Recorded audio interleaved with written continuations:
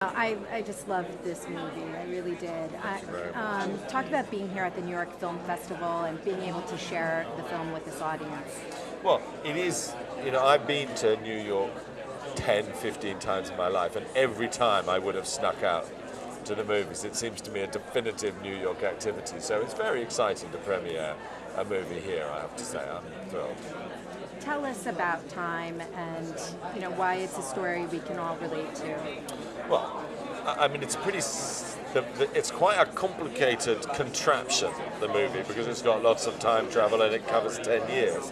But the whole point of the contraption is to end up just saying perhaps we should appreciate how extraordinary every ordinary day of our lives is. So it's a curious film. It's, in a way, a great big trick, just to make you walk out of the cinema and say, maybe I should be happier tomorrow. Why was this a story you wanted to tell now? Well, I think it's probably to do with the time in my life where you start worrying less about ambition and start thinking, how can I just be happy? And you look around you and all the circumstances for happiness are there, but it's easy not to be happy. It's easy to worry about the past, worry about the future. So it was what I was thinking about every day, and you should probably make a movie about what you think about every day. That would be scary. You have such wonderful performances in this film. Talk about Donald and Bill and Rachel. Well, I know. I mean, I'm very lucky. I mean, Donal was extraordinary because I didn't know. I mean, I'd seen him in 4 or 5 things, but I didn't know about that he would be so great at comedy.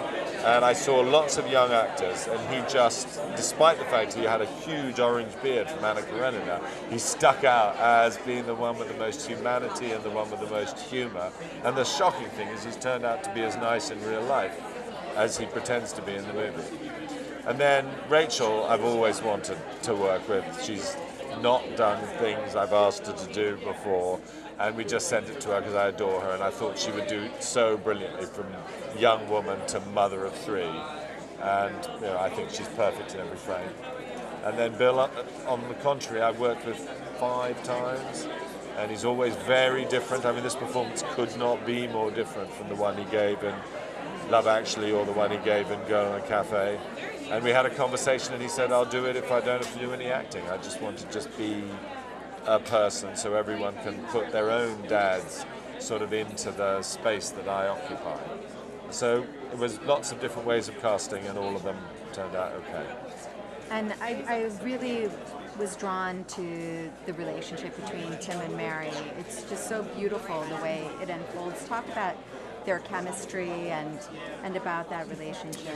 Well, it's an interesting thing. I've been talking to people about the movie, and I find things going well very interesting. I find the idea of how you make things work, and how you make things work in the context of all the complications of parents and parents-in-law and weddings and babies and dates and embarrassments and all of that.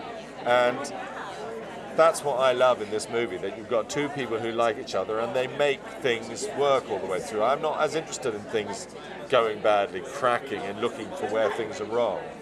And from the very beginning they got on well, but I think what's so extraordinary is the way that they age 10 years without aging at all. I mean, she just about changes her hairstyle, and he, I think, brushes his hair. But they managed to do this extraordinary thing of convincing you it's their first date, but then also convincing you that they're parents of 3 children dealing with the bad things life throws you. Thank you so much. Not Enjoy. at all. It's very nice to be here.